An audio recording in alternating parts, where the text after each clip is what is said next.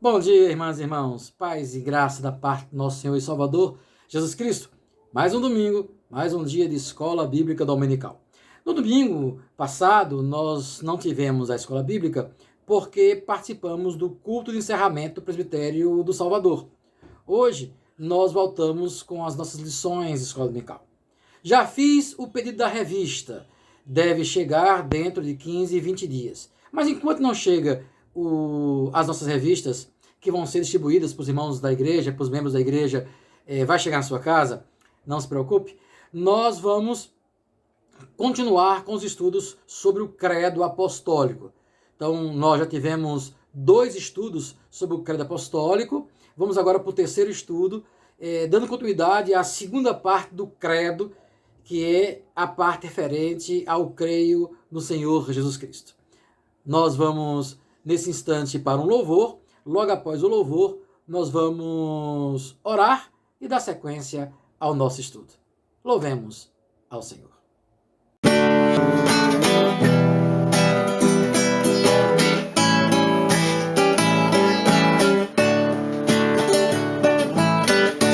Não há Deus maior, não há Deus maior, não há Deus melhor, não há Deus melhor, não há Deus tão grande como o nosso Deus.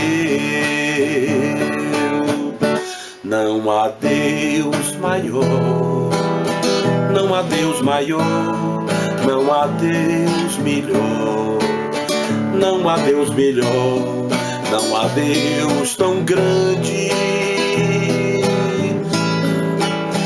Só o nosso Deus criou o céu, criou a terra, criou o sol e as estrelas. Tudo Ele fez, tudo criou, tudo formou para o seu louvor, para o seu louvor, para o seu, para o seu, para o seu louvor. Criou o céu, criou a terra, criou o sol e as estrelas. Tudo Ele fez, tudo criou, tudo formou para o seu louvor, para o seu louvor, para o seu, para o seu, para o seu louvor.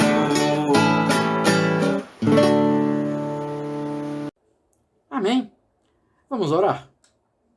Senhor Deus e Pai, nós te agradecemos, porque mais uma vez estamos juntos para estudarmos sobre a doutrina, sobre o credo apostólico, sobre o que tu tens para nos ensinar. Te agradecemos pelo teu cuidado, te agradecemos pelo teu amor, te agradecemos pela paz que tem nos dado todos esses dias. Nesta manhã, possamos aprender mais do Senhor. Nós te oramos em nome de Jesus. Amém. Amém, irmãs e irmãos. Vamos então continuar com o nosso credo. Vamos relembrar algumas coisas.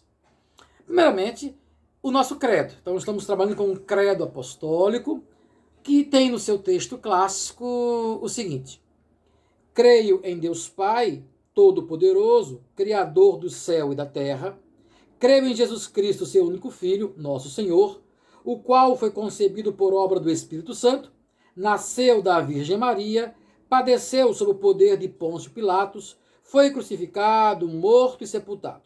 Ressurgiu dos mortos ao terceiro dia, subiu ao céu, está sentado à direita de Deus Pai Todo-Poderoso, donde há de vir para julgar os vivos e os mortos. Creio no Espírito Santo, na Santa Igreja Católica Universal, na comunhão dos santos, na remissão dos pecados, na ressurreição do corpo, na vida eterna. Amém. Esse é o texto do credo.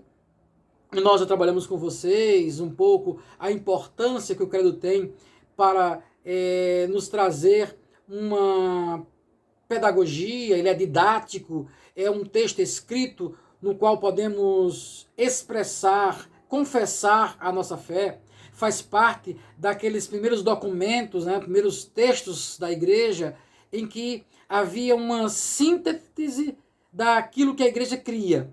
Então, vai falar da Trindade, vai falar do Deus Pai, Criador dos céus e da terra, da salvação em Jesus Cristo, da presença do Espírito Santo que dá vida à igreja, a igreja como elemento fundamental para reunir os santos e aponta para a segunda vinda do Senhor Jesus Cristo, o julgamento final. Então, nós vamos ter no credo todas as informações, a síntese da doutrina da igreja. Foram várias confissões de fé, vários credos, várias afirmações de fé que foram escritas no decorrer da história da igreja. Esta data ali do século III, século IV da era cristã. E nela estamos trabalhando. Vimos em nossa primeira lição sobre o credo informações sobre o Deus Pai, a primeira pessoa da Trindade, apontando o Deus que é criador, o Deus que é soberano, o Deus que é Senhor de todas as coisas, e que na sua soberania vem até nós para nos salvar. E vem até nós a partir da pessoa do Senhor Jesus Cristo. E aí nós temos a nossa segunda aula, nossa segunda lição, que foi sobre Deus Filho, e hoje faz 15 dias, né? Da lição sobre Deus Filho. E aí nós observamos na segunda parte do credo, que nos traz: creio e em Jesus Cristo, seu Filho unigênito, nosso Senhor, o qual foi concebido pelo Espírito Santo, nasceu da Virgem Maria, padeceu sob o poder de Pôncio Pilatos, foi crucificado, morto e sepultado, desceu ao mundo dos mortos, né? Desceu ao Hades, ressuscitou ao terceiro dia, subiu ao céu, está sentado à direita de Deus Pai, Todo-Poderoso, de onde há de vir julgar vivos e mortos. Essa é a segunda parte. Nós podemos dizer que o núcleo central do credo está nessa segunda parte. E aí, como nós vimos na lição passada, nós encontramos nessa segunda parte pelo menos 4 doutrinas básicas do cristianismo. E aí eu subdividi com vocês em 4 tópicos a segunda parte. Vimos na primeira parte 2 tópicos e hoje vamos ver os outros 2 tópicos desta segunda parte do credo apostólico.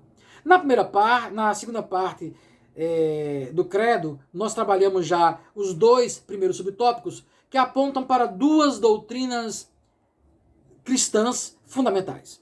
A doutrina da salvação e a doutrina da encarnação. Então nós vimos que Deus envia seu Filho único, e esse Filho único vem para salvar, resgatar o que estava perdido. O homem, a mulher, a humanidade, na sua condição, afastou-se do Deus eterno, e Deus, na sua soberania, ele envia seu Filho. Deus amou o mundo de tal maneira que deu seu Filho único para todo aquele que nele crê não pereça, mas tenha a vida eterna. Então nós temos no primeiro subtópico dessa parte do credo um destaque à doutrina da salvação. Num segundo momento, a doutrina da encarnação. E aí nós vimos, na lição passada, vai estar aqui aparecendo aqui em cima, vai ter o link para vocês, quem não assistir a aula em que eu trabalhei isso. Então, vimos a doutrina da encarnação. Deus, em Cristo, ele se encarna. E aí nós vimos que essa expressão do credo, concebido pelo Espírito Santo, nasceu da Virgem Maria e padeceu sob o poder de Pôncio Pilatos, traz a ideia da encarnação do Senhor Jesus Cristo. É o Deus que é verdadeiramente Deus, mas também é verdadeiramente homem. Esse mistério da encarnação, o mistério da dupla encarnação, né, da dupla natureza do Senhor Jesus Cristo. Vimos como é fundamental essa doutrina, porque somente um homem poderia sentir o que o outro ser humano sente. Somente um ser humano encarnado poderia trazer, resgatar essa humanidade, mas um ser humano sem pecado. E somente Deus não tem pecado, por isso a natureza divina do Senhor Jesus Cristo. Verdadeiramente Deus, verdadeiramente homem. Então, essa foi uma doutrina fundamental no início da igreja para demarcar esta condição de que Deus em Cristo se faz carne. E o Verbo se fez carne e habitou em nosso meio, né, o Filho de Deus. Vimos também a importância do encarnar, a importância do tornar-se ser humano, de vivenciar a mesma realidade que o outro vivencia. E aí, como igreja, somos chamados também a essa encarnação, a nos encarnarmos, a vivermos a realidade do outro, para podermos compreender as necessidades do outro e aí agirmos a partir da vontade do Senhor Todo-Poderoso. Vimos isso na nossa última lição. Hoje, nós vamos tratar de mais duas novas doutrinas. Duas doutrinas que aparecem nessa segunda parte, nesse núcleo central do credo apostólico. Vamos trabalhar, então, nesta manhã com a doutrina da humilhação e com a doutrina da exaltação. Então, humilhação e exaltação são as duas doutrinas, vamos ver na manhã desse domingo. Vamos então para a doutrina da humilhação. Essa parte que traz a seguinte expressão: padeceu sob o poder de Pôncio Pilatos, foi crucificado, morto e sepultado, é o núcleo central do credo. É a parte que traz uma referência mais antiga, inclusive à Escritura Sagrada. Se nós abrirmos em 1 Coríntios, capítulo 15, versículo 3 e 4, 1 Coríntios 15, 3 e 4, vamos encontrar a seguinte expressão: porque primeiramente vos entreguei o que também recebi, que Cristo morreu por nossos pecados, segundo as Escrituras, e que foi sepultado e ressuscitou ao terceiro dia, segundo as Escrituras. Percebam que a carta de Paulo aos Coríntios traz exatamente aquilo que o credo vai repetir lá na frente. Foi crucificado, morto e sepultado. Desceu ao Hades. Então nós vamos encontrar o núcleo central do credo nessa expressão. Daí a chamada doutrina da humilhação, ou também chamada a paixão de Cristo. Toda a vida de Jesus Cristo, desde o nascimento até sua morte, está resumida nesse trecho. Ela aponta para o momento de sofrimento. Eu vim para que tenham vida. O pastor dá a vida pelas suas ovelhas. Todo o foco do Evangelho, toda a história da salvação passa por esta paixão do Senhor Jesus Cristo, pela morte do Senhor Jesus Cristo.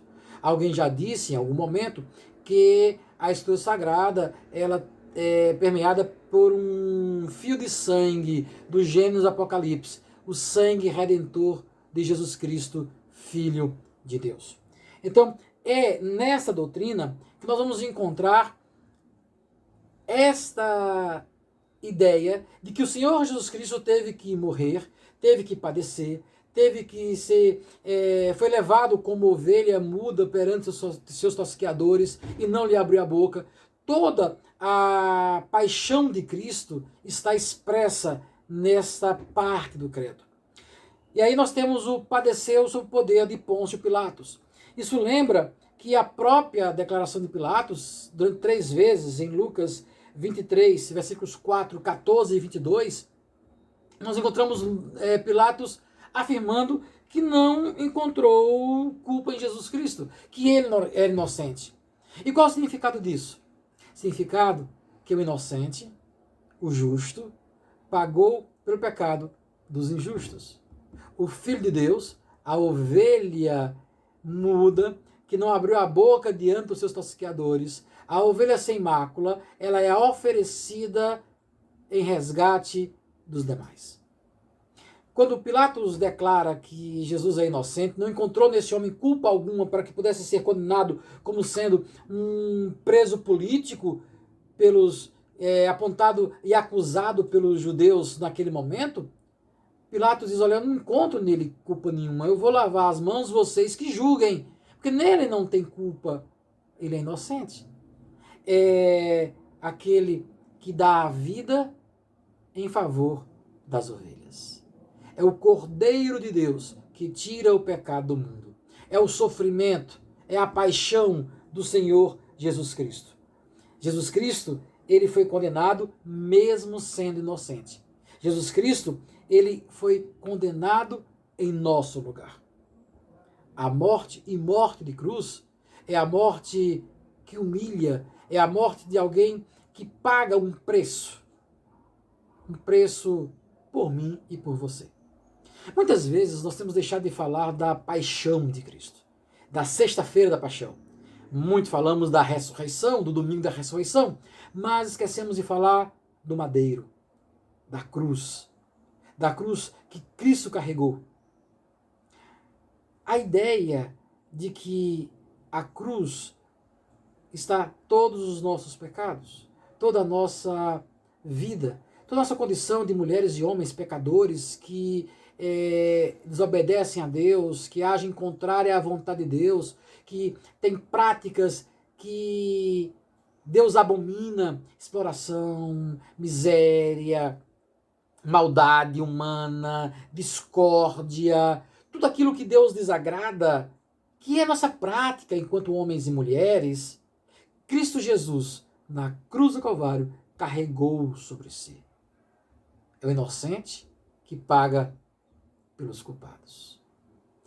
A presença de Pilatos no credo, é até uma brincadeira que fazem, né? Entrei igual a Pilatos no credo, não sei por que entrei. A presença de Pilatos no credo também faz referência histórica.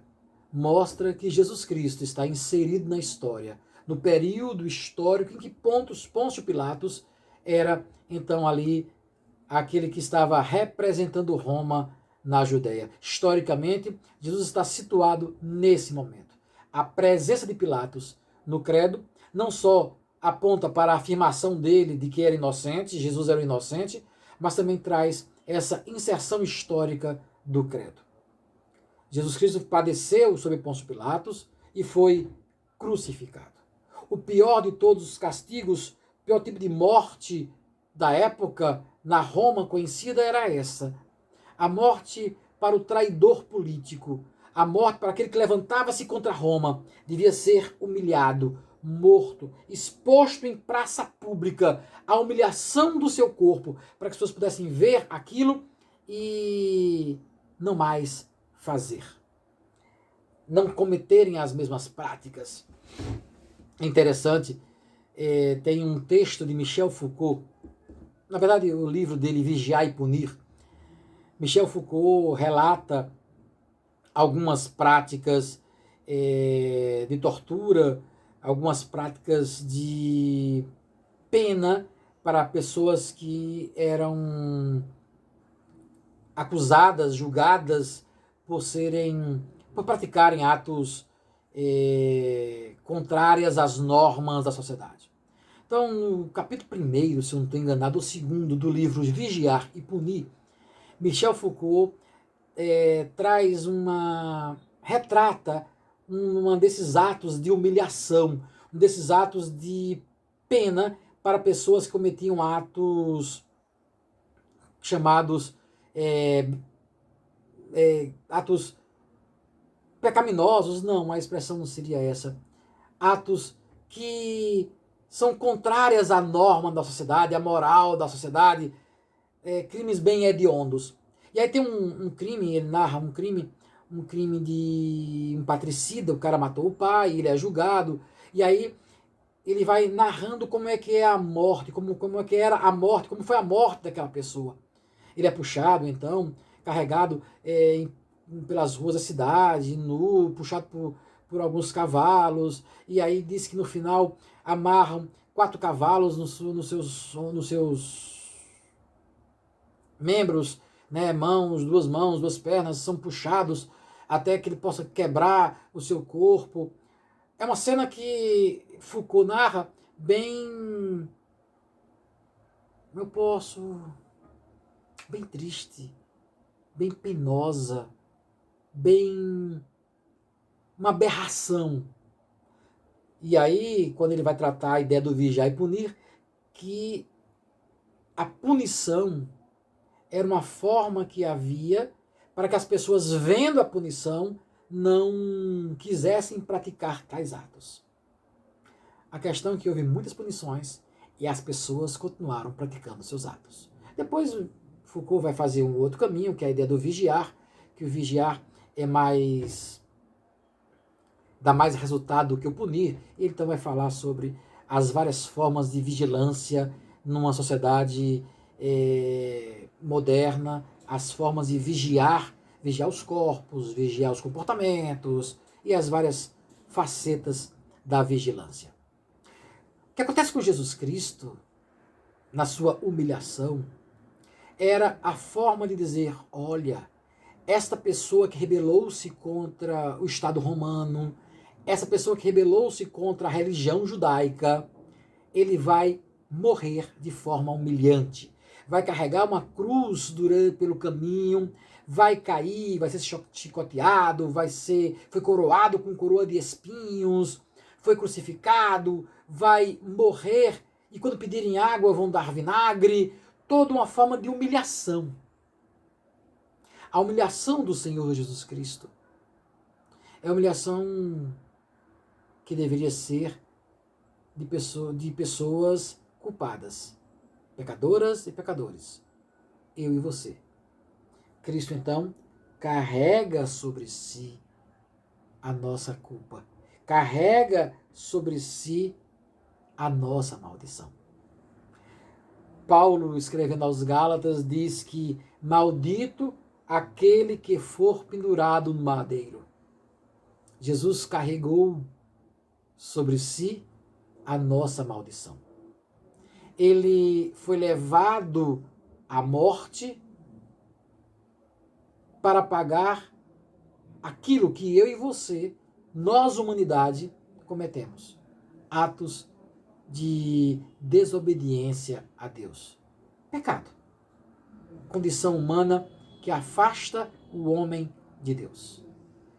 Cristo morre em meu lugar. Morre em seu lugar. Padeceu sob o poder de Pôncio Pilatos, foi crucificado e morto. O salário do pecado é a morte, diz Romanos capítulo 6, versículo 23. O capítulo 3 de Romanos, todos pecaram. Destituídos estão da glória de Deus. Estão mortos. O salário do pecado é a morte. E Cristo, nesse madeiro, ele paga a dívida com o Senhor Deus Todo-Poderoso. Então, a morte era a condenação para todos nós. Cristo morre em nosso lugar. Ele traz a esperança. Jesus tornou-se esperança. E onde está no credo o apontar para a esperança? Ele foi sepultado. E aí já caminha para a quarta doutrina, que é a doutrina da exaltação. Ele é crucificado, morto, sepultado. Ele foi colocado no túmulo. Mas o túmulo é passageiro, porque a doutrina da exaltação, que vai vir na sequência da doutrina da humilhação, aponta para a ressurreição do Senhor. Então, se ele paga os nossos pecados, paga o nosso débito com Deus na cruz do Calvário, ele morre, ele é sepultado, mas em Cristo nasce a esperança de vida, a vida eterna com Deus Pai Todo-Poderoso. Então, Jesus Cristo padeceu sob o poder de Pôncio Pilatos, foi crucificado, morto e sepultado, e desceu ao Hades. Essa é uma expressão que muitas vezes traz confusão. Algumas pessoas chegam a dizer que devia sair do credo, alguns nem recitam, nem dizem isso quando afirmam a sua fé, mas a ideia do descer ao Hades, por mais difícil que seja essa expressão, o descer ao Hades não está literalmente a ida dele ir ao inferno pregar. Há algumas correntes que dizem que ele foi anunciar graça e foi libertado do inferno, aquelas pessoas que morreram antes da sua morte na cruz, mas pela esperança estavam salvos, pela graça de Deus estavam salvos, como os profetas do Antigo Testamento. Então, há uma série de interpretações para a ideia do descer ao Hades.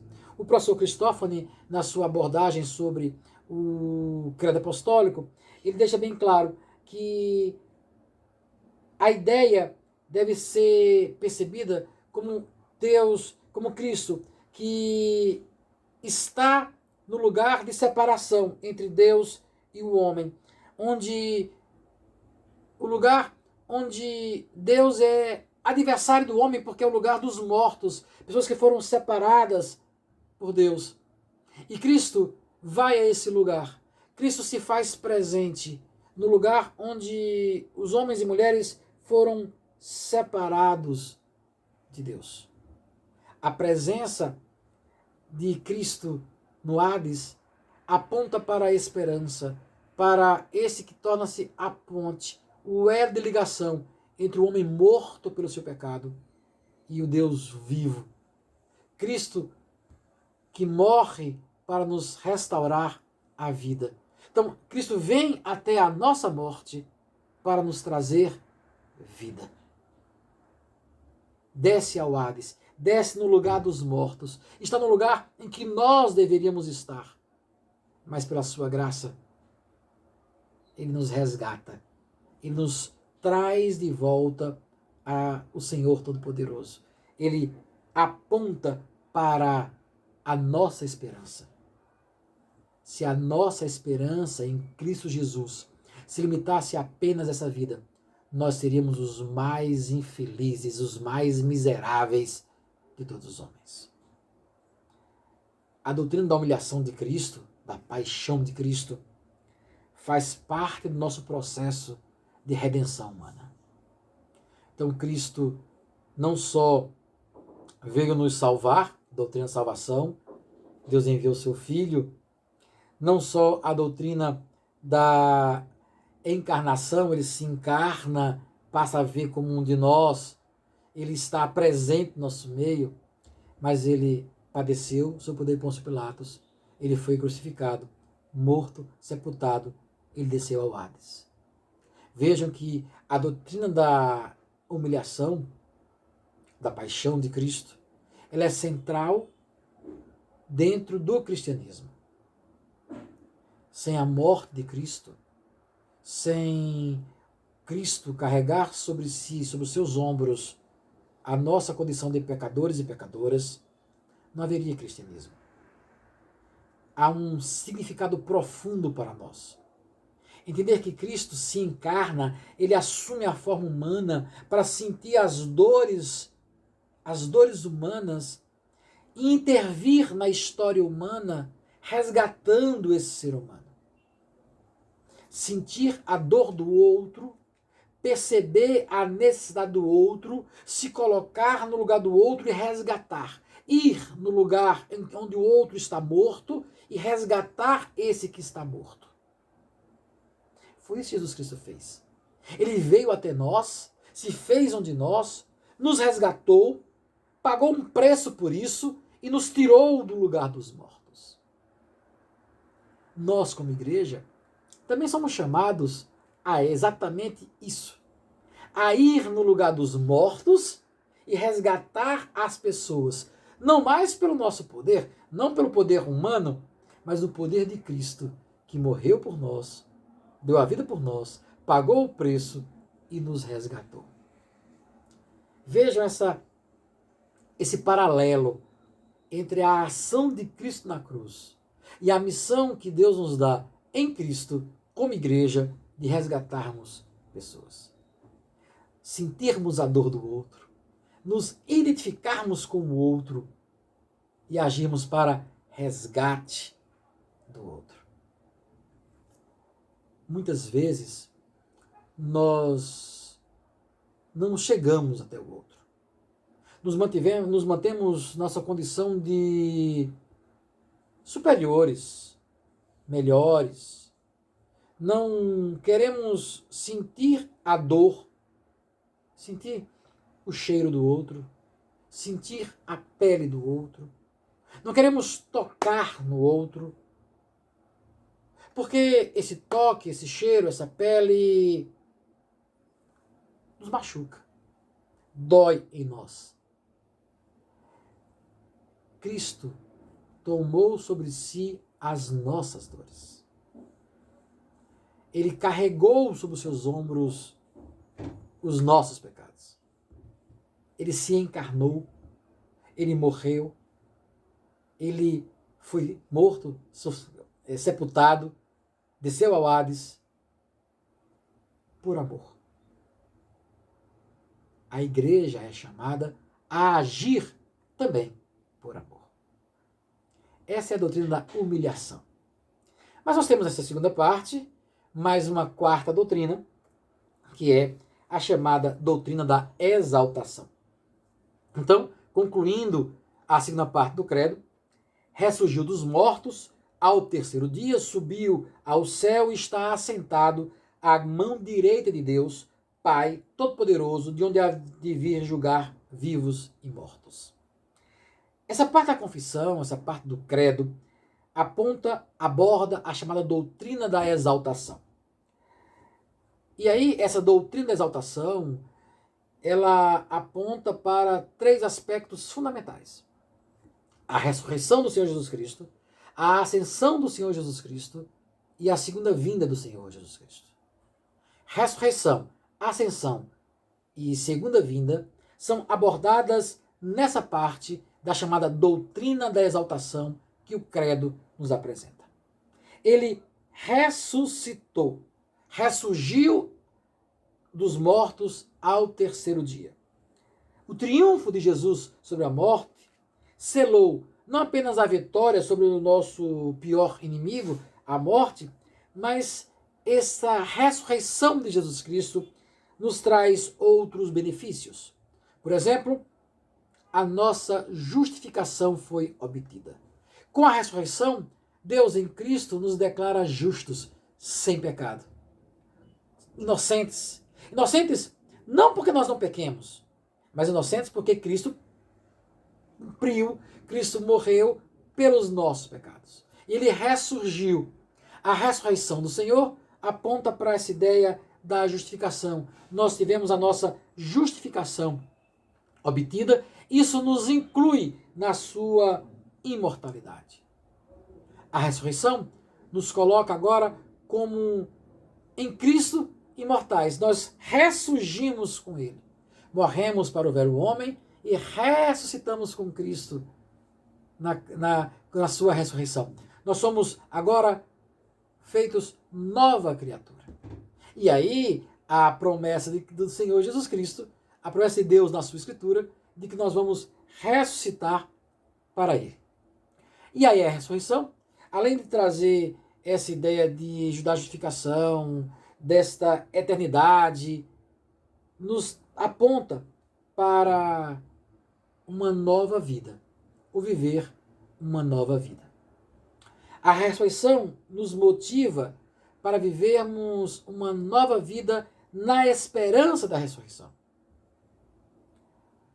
A ressurreição nos chama para uma vida de santidade. E eu quero parar um pouquinho com vocês nessa manhã para pensar a ideia de vida de santidade. Durante muitos anos, a ideia de santidade foi a ideia da abstinência, do separado, do longe, de uma vida ascética, de não fazer coisas que o mundo faz. E aí a gente começou a taxar, né, as coisas do mundo, as práticas mundanas, taxamos essas coisas. A ideia de vida de santidade é a vida separada, praticando coisas contrárias às coisas que o mundo pratica. E aí criamos essa ideia do mundano e do santo.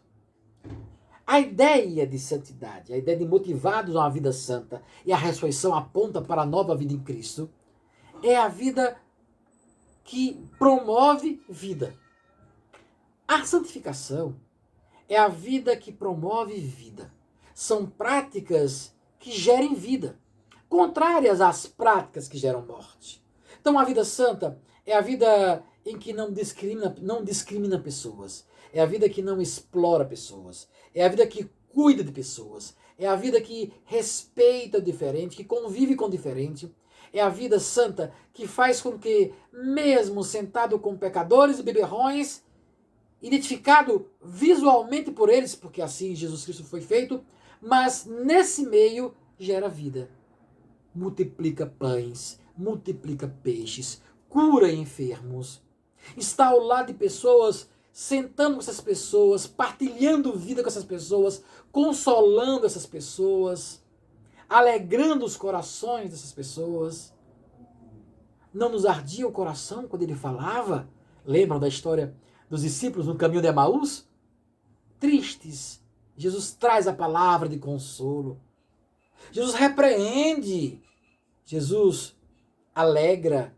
Jesus multiplica pães. Jesus cura enfermidades. Ou melhor, gera vida. A vida santa é a vida que gera vida no meio em que estamos. É a vida que faz com que possamos trazer esperança. A mesma esperança que nós temos em Cristo, porque Ele ressuscitou, venceu a morte, nos deu vida, somos chamados a proclamar a mesma esperança. Nós somos anunciadores de esperança. A ressurreição, ela nos faz viver essa vida santa e piedosa, essa vida santa e piedosa que gera esperança, que gera vida nas outras pessoas. Então, na doutrina da exaltação, nós temos o aspecto da ressurreição, nós temos o aspecto da ascensão do Senhor Jesus Cristo, subiu ao céu, está sentado à direita de Deus Pai, e aqui nós temos esta ideia de que ele sobe, mas não nos deixa órfãos. Lembrem que ele envia o Espírito Santo, e aí a terceira parte do credo vai falar sobre o Espírito Santo. Ele nos envia o Espírito Santo para ser o nosso consolador, mas ele está sentado à direita de Deus Pai como nosso advogado. Aquele que está ao lado do Pai intercedendo por nós. 1 João, capítulo 2, versículo 1, diz que ele é o nosso advogado. Aquele que está intercedendo ao nosso favor ao lado do Pai. Sentado à direita de Deus, no lugar de honra, Jesus intercede por nós. Veja a ideia da ascensão. Ele precisa ir, eu preciso ir para que venha um novo Consolador, a ideia da ascensão. João nos aponta isso. Então, eu preciso ir para que o Consolador, aquele que vai estar para sempre com vocês, vai estar em vocês, vai habitar no coração daqueles mulheres e homens que creem em Cristo Jesus. O Espírito Santo, que é o penhor da vossa herança, é o selo da minha presença em vocês. Eu preciso ascender para que ele venha. E eu preciso ascender para estar ao lado do Pai, intercedendo por vocês. Então, é o lugar que faz com que ele esteja presente. E aí Cristo, o cabeça da igreja, pedra angular, ele está presente diante do Pai, intercedendo por mim e por você. Mas aí traz o terceiro aspecto desse ressurgir dos mortos, que é a sua segunda vinda, de onde há de vir julgar vivos e mortos. Essa segunda parte do credo termina com essa volta triunfal de Cristo, onde ele vai vir para estabelecer seu reino, um reino que não tem fim. Aponta para a volta do Senhor Jesus, para esta segunda vinda. O credo não está apontando para as mais variadas teologias escatológicas, se é um pré-milenismo, um pós-milenismo, se é um amilenismo. O credo não está apontando para isso. O credo apenas afirma: ele voltará para julgar vivos e mortos. E aí, nos traz à memória o sermão profético de Jesus em Mateus capítulo 25. O Filho do Homem, quando voltar em sua glória, vai dizer assim: vinde, benditos meu Pai, porque eu estive preso e foste me visitar. Eu tive fome e me deste de comer. Estive nu e me vestiste. Quando, Senhor, fizemos isso a ti? Toda vez que vocês fazem a um dos meus pequeninos, fizeram para mim. Então, a segunda vinda de Jesus aponta para esse julgamento, aponta para essa prática da igreja, prática de homens e mulheres chamados por ele, resgatados por ele na cruz, aponta para esta igreja que, eu repito, é a agente de esperança, que dá de comer a quem tem fome, veste quem está nu, que visita quem está preso, que cuida, que alimenta, que não oprime, que não é discriminatória. É a igreja que está sendo ponte, que traz esperança às pessoas. Então, quando afirmamos essas coisas, afirmamos que nós cremos em Jesus Cristo, seu Filho, que padeceu sob o poder de Pôncio Pilatos, foi crucificado, morto, sepultado, desceu ao Hades e ressurgiu após o terceiro dia. Subiu aos céus, está sentado à direita de Deus Pai Todo-Poderoso, onde havia vir julgar vivos e mortos. Então, a segunda parte do credo aponta para essas 4 doutrinas: a da salvação, a da humilhação, a da salvação, a da encarnação, a da humilhação e da exaltação.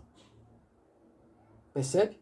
Que muito mais do que didático, o credo é uma afirmação doutrinária?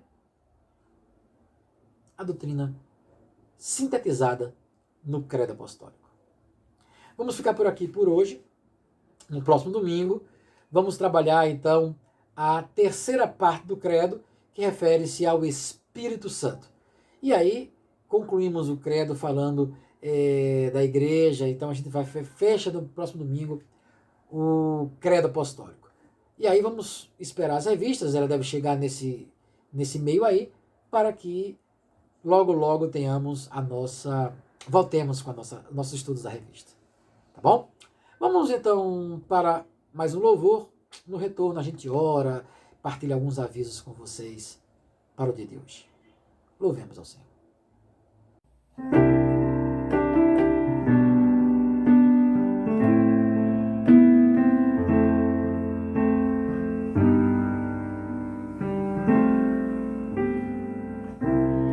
Não consigo ir além do teu olhar. Tudo que eu consigo é imaginar a riqueza que existe dentro de você. O ouro eu consigo só admirar, mas te olhando eu posso a Deus adorar. Tua alma é um bem que nunca envelhecerá. O pecado não consegue esconder a marca de Jesus existe em você. O que você fez ou deixou de fazer não mudou o início, Deus escolheu você. Sua raridade não está naquilo que você possui ou que sabe fazer. Isso é mistério de Deus com você. Você é o espelho que reflete a imagem do Senhor. Não chore se o mundo ainda não notou. Já é o bastante Deus reconhecer o seu valor. Você é preciosa, mais raro que o ouro puro de Ofir. Se você desistiu, Deus não vai desistir. Ele está aqui pra te levantar se o mundo te fizer cair. Ouro eu consigo só admirar, mas te olhando eu posso a Deus adorar. Tua alma é um bem que nunca envelhecerá. O pecado não consegue esconder a marca de Jesus existe em você. O que você fez ou deixou de fazer, não mudou o início, Deus escolheu você. Sua raridade não está naquilo que você possui ou que sabe fazer. Isso é mistério de Deus com você. Você é o espelho que reflete a imagem do Senhor. Não chore se o mundo ainda não notou. Já é o bastante Deus reconhecer o seu valor. Você é preciosa, mais raro que o ouro puro de Ofir. Se você desistiu, Deus não vai desistir. Ele está aqui pra te levantar se o mundo te fizer cair.